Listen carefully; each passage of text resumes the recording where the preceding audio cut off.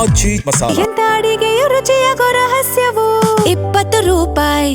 ಚಿತ್ರದುರ್ಗದ ರೇಣುಕಾಸ್ವಾಮಿ ಕೊಲೆ ಪ್ರಕರಣಕ್ಕೆ ಸಂಬಂಧಪಟ್ಟಂತೆ ಮೇಜರ್ ಬೆಳವಣಿಗೆ ಅಂತ ಅಂದ್ರೆ ಇಡೀ ಪ್ರಕರಣದಲ್ಲಿ ಟ್ರಯಲ್ ಅಲ್ಲ, ಇಷ್ಟು ದಿನಗಳ ಕಾಲ ಸಾಕ್ಷಿಗಳ ಕಲೆ ಹಾಕಿದ್ದಲ್ಲ, ಚಾರ್ಜ್ ಶೀಟ್ ಸಲ್ಲಿಕೆ ಆಗಿದ್ದಲ್ಲ, ಇದರ ಮಧ್ಯದಲ್ಲಿ ಮೇಜರ್ ತಿರುವು ಪಡೆದುಕೊಂಡಿರೋದು ದರ್ಶನ್ ಅವರ ಆಪ್ತ ಸ್ನೇಹಿತ ಪ್ರದೋಷ್ ಅರ್ಜಿ ಸಲ್ಲಿಕೆ ಮಾಡಿರುವ ವಿಚಾರ. ಅದು ಮಾಫಿ ಸಾಕ್ಷಿ ಆಗ್ತೀನಿ ಅಂತ ಹೇಳ್ತಾ ಇರುವಂತಹ ವಿಚಾರ.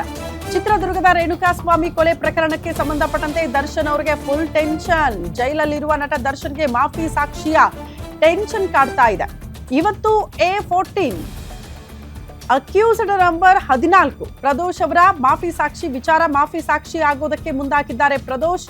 ಹಾಗಾಗಿ ಇವತ್ತು ಬಿಗ್ ಡೇ ಅಂತ ಹೇಳಲಾಗ್ತಾ ಇದೆ. ಈ ವಿಚಾರದಲ್ಲಿ 59ನೇ ಸೆಷನ್ಸ್ ಕೋರ್ಟ್ ಮುಂದೆ ಪ್ರದೋಷ್ ಹೇಳಿಕೆ ದಾಖಲಾಗಲಿದ್ದು, ವಿಡಿಯೋ ಕಾನ್ಫರೆನ್ಸ್ ಮೂಲಕವೇ ಪ್ರದೋಷ್ ಹೇಳಿಕೆ ದಾಖಲಾಗಲಿದೆ ಅನ್ನೋದ್ರ ಬಗ್ಗೆ ಡೀಟೇಲ್ ಸಿಗ್ತಾ ಇದೆ.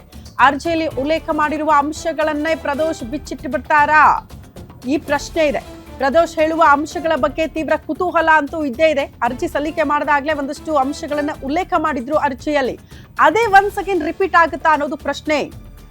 ಪ್ರದೋಷ್ ಹೇಳುವ ಹೇಳಿಕೆ ದರ್ಶನ್ ಅವರ ಭವಿಷ್ಯ ನಿರ್ಧಾರ ಮಾಡುತ್ತೆ. ಇತರೆ ಆರೋಪಿಗಳ ಎದೆಯಲ್ಲೂ ಕೂಡ ಢವಢವ ಶುರುವಾಗಿದೆ. ಪ್ರದೋಷ್ ಕೊಡುವಂತ ಹೇಳಿಕೆ ನಮಗೆಲ್ಲ ಮಾರಕ ಆಗಿ ಹೋಗುತ್ತಾ, ನಮ್ಮ ಭವಿಷ್ಯಕ್ಕೆ ಅದು ಮುಳುವಾಗುತ್ತಾ ಅಂತ. ಸೊ ಹಾಗಾಗಿ ಇವತ್ತಿನ ದಿನ ಇದೆಯಲ್ಲ ಬಹಳ ಬಹಳ ಮಹತ್ವ ಪಡೆದುಕೊಳ್ಳುತ್ತೆ ದರ್ಶನ್ ಅವರ ವಿಚಾರಕ್ಕೆ ಸಂಬಂಧಪಟ್ಟಂತೆ, ಅವರ ಭವಿಷ್ಯವನ್ನ ಡಿಸೈಡ್ ಮಾಡೋ ವಿಚಾರಕ್ಕೆ ಸಂಬಂಧಪಟ್ಟಂತೆ. ಪ್ರದೋಷ್ ಈ ಹಿಂದೆ ಮಾಫಿ ಸಾಕ್ಷಿ ಆಗ್ತೀನಿ ಅಂತ ಒಂದು ಅರ್ಜಿ ಸಲ್ಲಿಕೆ ಮಾಡಿದಾಗ ಆ ಅರ್ಜಿಯಲ್ಲೇ ರೇಣುಕಾಸ್ವಾಮಿ ಕೊಲೆ ಪ್ರಕರಣದಲ್ಲಿ ಆಗಿರುವ ಬೆಳವಣಿಗೆಗಳಿಗೆ ಮತ್ತು ದರ್ಶನ್ ಅವರ ಪಾತ್ರ, ತಮ್ಮ ಪಾತ್ರ, ಉಳಿದ ಆರೋಪಿಗಳ ಪಾತ್ರಕ್ಕೆ ಸಂಬಂಧಪಟ್ಟಂತೆ ಎಲ್ಲವನ್ನ ಕೂಡ ಬಹಳ ವಿವರವಾಗಿ ಅರ್ಜಿಯಲ್ಲಿ ಉಲ್ಲೇಖ ಕೂಡ ಮಾಡಿದ್ರು.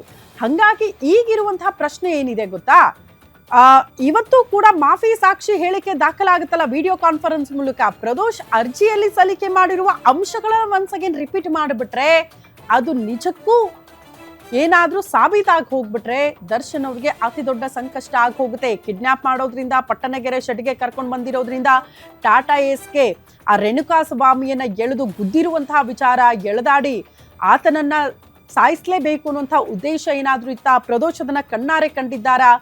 ಆ ಸಂದರ್ಭದಲ್ಲಿ ಆಗಿರುವ ಘಟನೆಗಳನ್ನ ಬಹಳ ವಿವರವಾಗಿ ವಿವರಿಸೋದಕ್ಕೆ ಪ್ರದೋಷ್ ಅವರು ಸಿದ್ಧರಾಗಿದ್ದಾರೆ ಅಂತ. ಸೊ ಹಾಗಾಗಿ ಅಲ್ಲಿ ಉದ್ದೇಶ ಬರುತ್ತೆ, ಕೊಲೆ ಬರುತ್ತೆ, ಕೊಲೆಯ ವಿಚಾರ ಬರುತ್ತೆ, ಜೊತೆಗೆ ಕೊಲೆ ಮಾಡಿದ ಬಳಿಕ ಸಾಕ್ಷ್ಯನಾಶ ಆಗಿರುವಂತಹ ವಿಚಾರಗಳಿದೆಯಲ್ಲ, ಇಲ್ಲೆಲ್ಲ ಕೂಡ ಪ್ರದೋಷ್ ಐ ವಿಟ್ನೆಸ್ ಆಗಿದ್ದರೆ ಅದನ್ನ ಹಂಗೆ ವಿವರಣೆ ಕೊಟ್ಟುಬಿಟ್ರೆ ಅತಿ ದೊಡ್ಡ ಸಂಕಷ್ಟ ದರ್ಶನ್ ಅವ್ರಿಗೆ. ಹಾಗಾಗಿ ದರ್ಶನ್ ಸೇರಿದಂತೆ ಉಳಿದ ಆರೋಪಿಗಳಿಗೂ ಕೂಡ ಟೆನ್ಷನ್ ಇದೆ ಈ ವಿಚಾರದಲ್ಲಿ.